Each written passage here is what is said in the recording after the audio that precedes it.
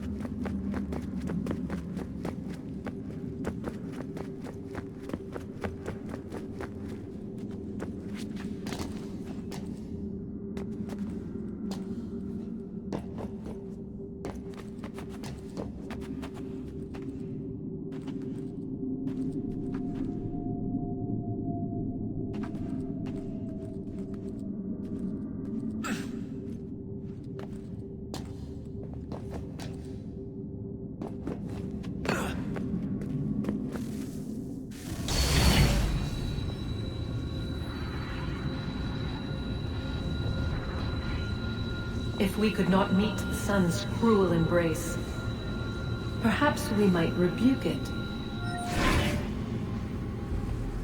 Already we could generate the fields to protect us in times of strife. But these were small and simple things.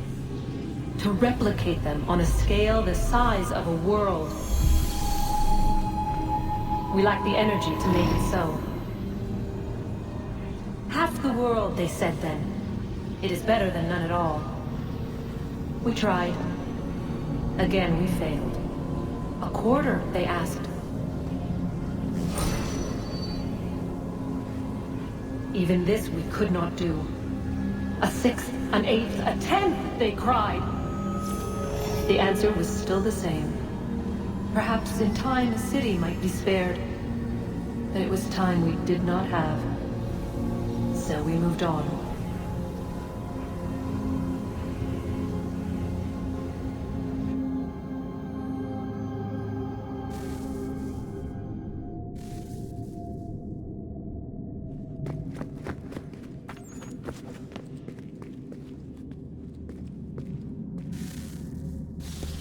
Wonder what's inside.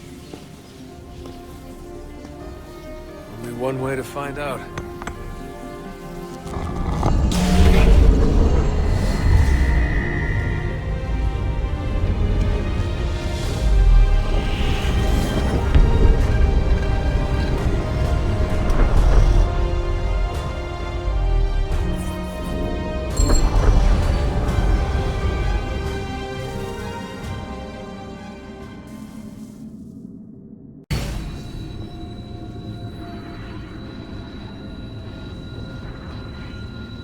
If we could not meet the sun's cruel embrace, perhaps we might rebuke it. Already we could generate fields to protect us in times of strife. But these were small and simple things. To replicate them on a scale the size of a world, we lack the energy to make it so. Half the world.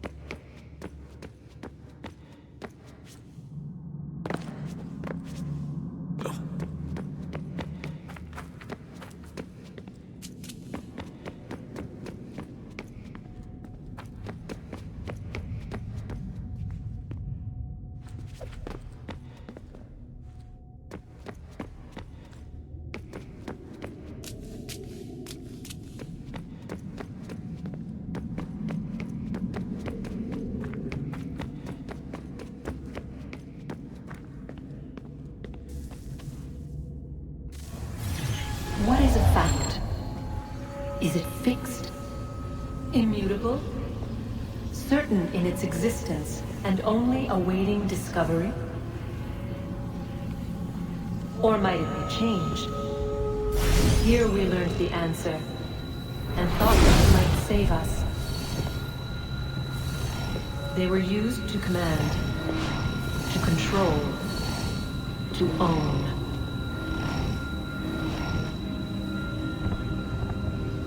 But we soon discovered another use.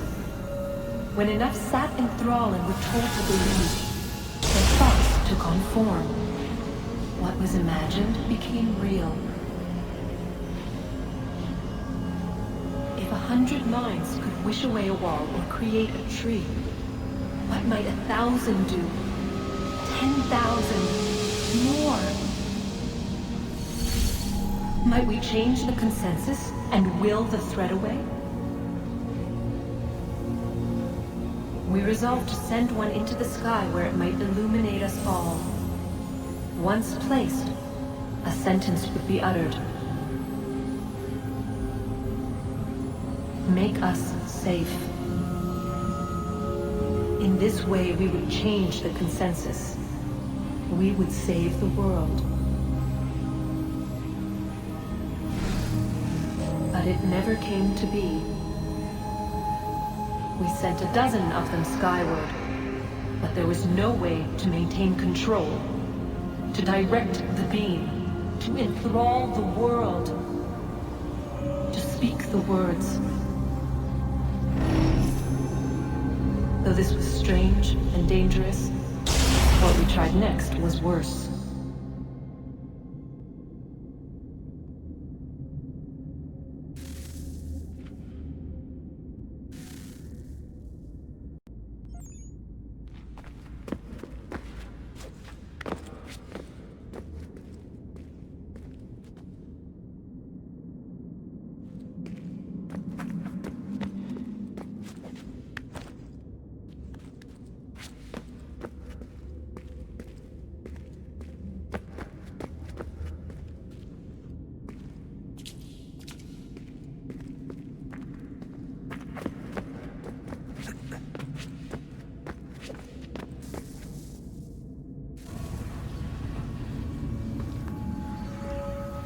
Our first instinct was to travel back, to change the past. But we could not find a way. But forward, we could look forward. And so here we sought to see beyond ourselves and know what was to come. First we watched to learn if our work would succeed.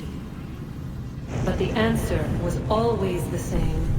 So we moved on to other things, but she remained. The one you call Minerva. In time, she too stopped looking, and instead began to speak. She called out across time, in the hopes that you might be saved.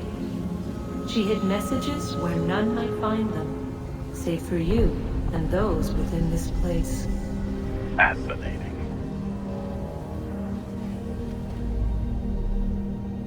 Tired of it. The cryptic warnings, the threats. Just tell us what you want! But they are. We saw the Nephilim there. We seemed like grasshoppers in our own eyes, and we looked the same to them. Imagine trying to explain all this to a 2-year-old, to a grasshopper. When they said the will of the gods was unknowable, they meant it. Literally. I killed her, you know. I killed Lucy. It was the apple, son. It was Juno. I saw what she was. What would happen if I let her live? I could have stopped myself. I mean, there was a force there. But I didn't have to. I chose to. Desmond. Lucy was going to betray us and take the apple back to Abstergo. I saw the satellite launched. I saw them turn it on, and then it failed. Whatever's on the other side of that door, it benefits Juno. We need to be careful.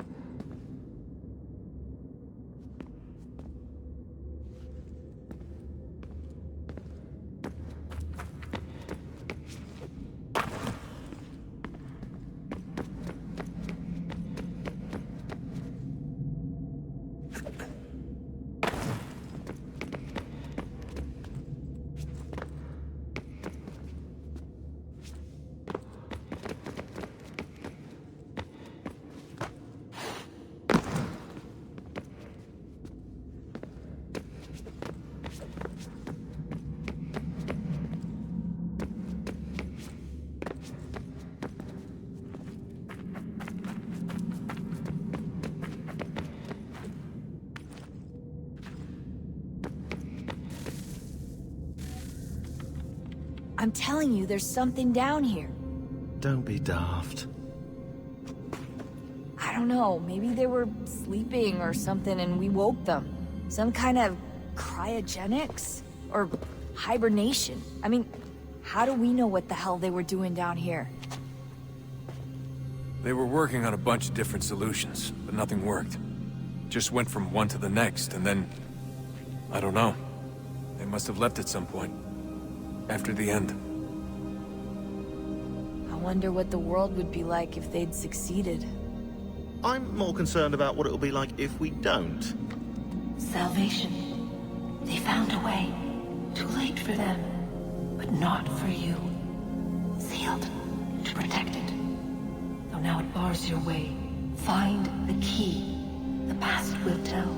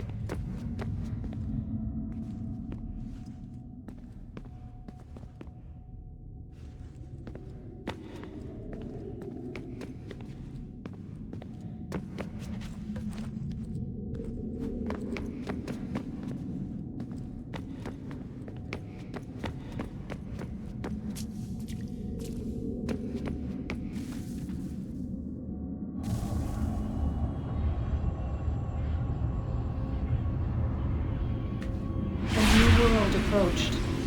One that was dark and cold. It would consume us. For we were flesh, and flesh is frail. Though suits and shields might offer comfort, Such adornments would not suffice, not to save us all. So we sought to change what we were. In this manner, we might thrive in a world made poisonous. It was Aita who volunteered to see if it might be done. Aita, my husband, my love. In the end, it changed him, ruined him. He was made a prisoner of the machines. The body might survive, but his mind became brittle to the touch. He begged me for release, for days, for weeks, for months. I pleaded with him to give us time to find another way. But there wasn't one. Not for him. Not for us.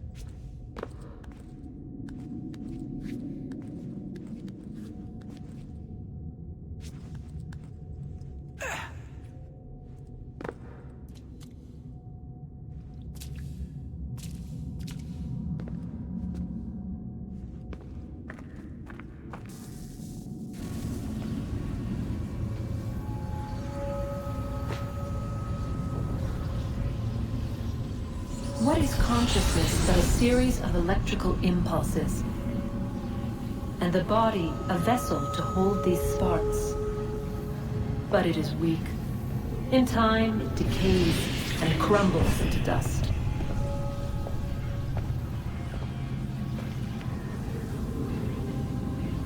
We asked ourselves then, what if it might be replaced with something stronger?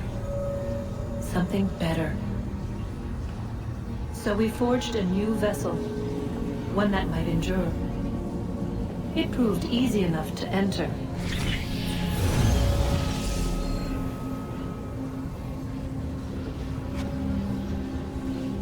But to leave required something more, something wrong. And so this too they abandoned.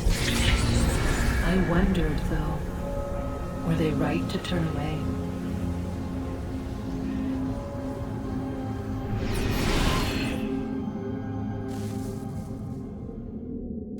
Right behind you.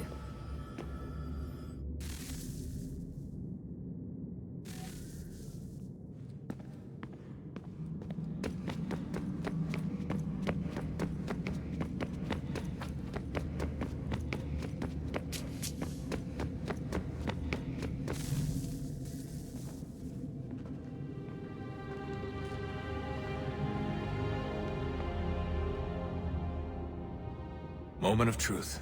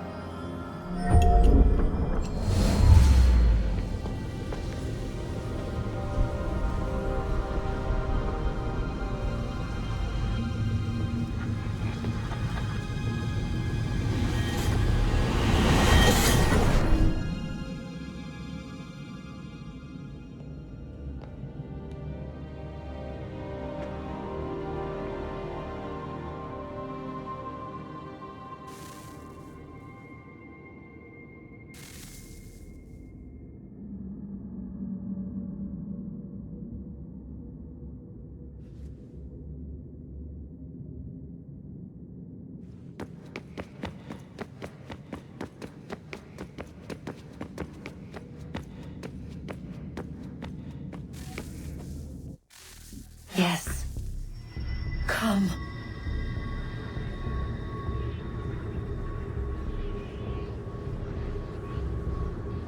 Here, at last. You know our story now. Of how we tried. Of how we failed. All our hopes extinguished. Save one. Your touch. A spark. A spark to save the world. Wait! Do not touch the pedestal. Minerva? You. But how? You left. You destroyed the device. Did you think there was only one? What the hell is going on here? You must not free her. Free her? Juno dwells within these walls, awaiting release. I will explain. While we worked to save the world, she sought instead to conquer it. She used our machines to set her plans in motion. Divination through numbers. There is a pattern to existence. To comprehend the calculations is to tame time. This was my focus. And so I built the eye to aid us. But she turned it towards her own ends. When we discovered her treachery, we put a stop to it. And then we left. But first we called to you that you might try again. We thought it would be safe with her gone. Now I see we were deceived. She survived, she endured, and then she began to work. For centuries, Tinia and I walked the world, hoping to rekindle the spark of civilization.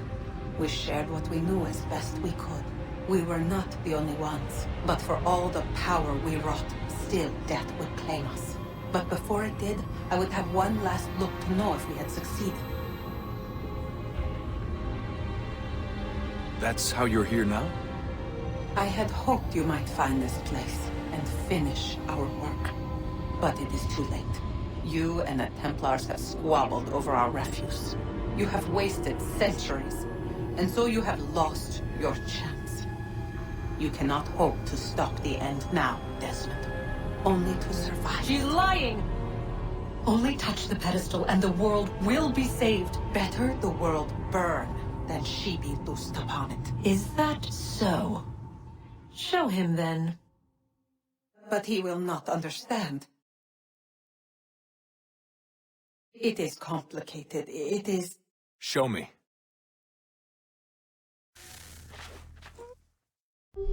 If you heed Minerva, the sun will have its way. The ground will crack and spit fire into the skies. All the world will burn. But this does not end the world, merely heralds its arrival. Darkness follows. Then you emerge, resolving to lay a foundation that such a tragedy does not befall the world again. You will become a symbol to those who survive. Hope, knowledge, determination. You will inspire them to rebuild, to thrive once more. And as the world heals, so too will humanity. But you are just a man, frail and mortal. You pass from the world, leaving behind only a memory. A legacy. You will be remembered first as a hero, later as a legend, and in time, as a god. It is the cruelest fate to have written words that meant well, and see them made wicked and unwise. What was meant to encourage life, used instead to justify taking it. And so now you see that what was shall be again. So tell me, how is this better?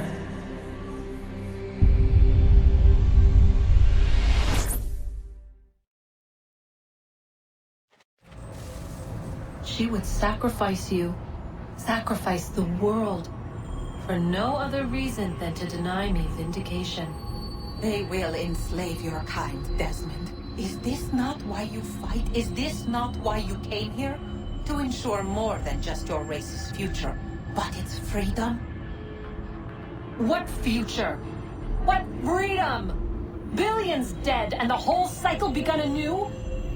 This world has known nothing but heartache and horror since we left it.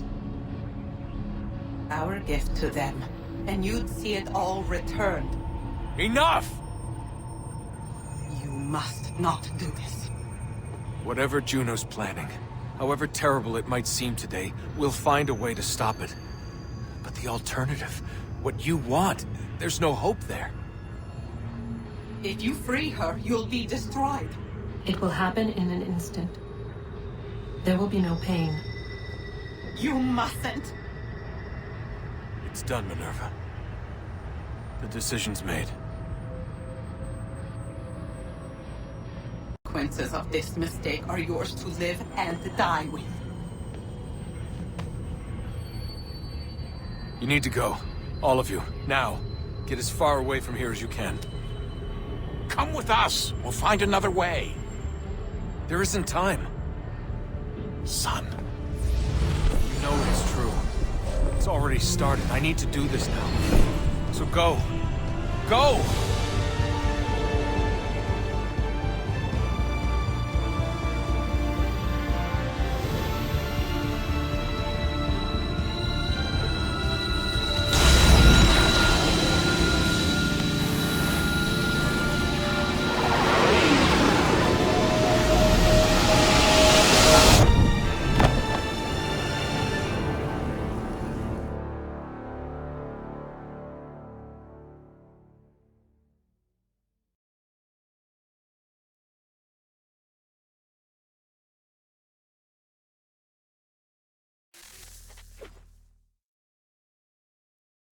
It's some sort of global aurora borealis. Never seen anything like this before. Eyewitnesses describe electrical storms and erratic displays of unusual weather.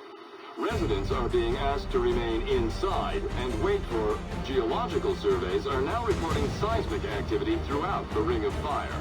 Northeastern Canada is said to be experiencing the largest on record. Satellites and transformers are failing as the flare increases in intensity. Worldwide reports of blackouts seems to be receding.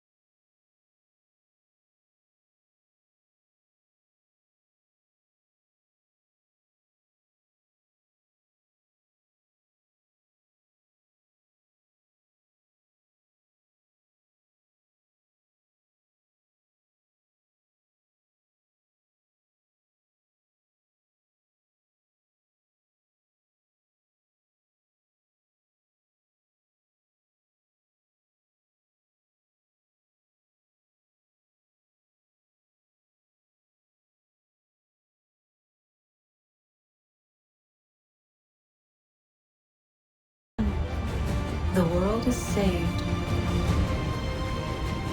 You played your part well, Desmond. But now it's time that I played mine.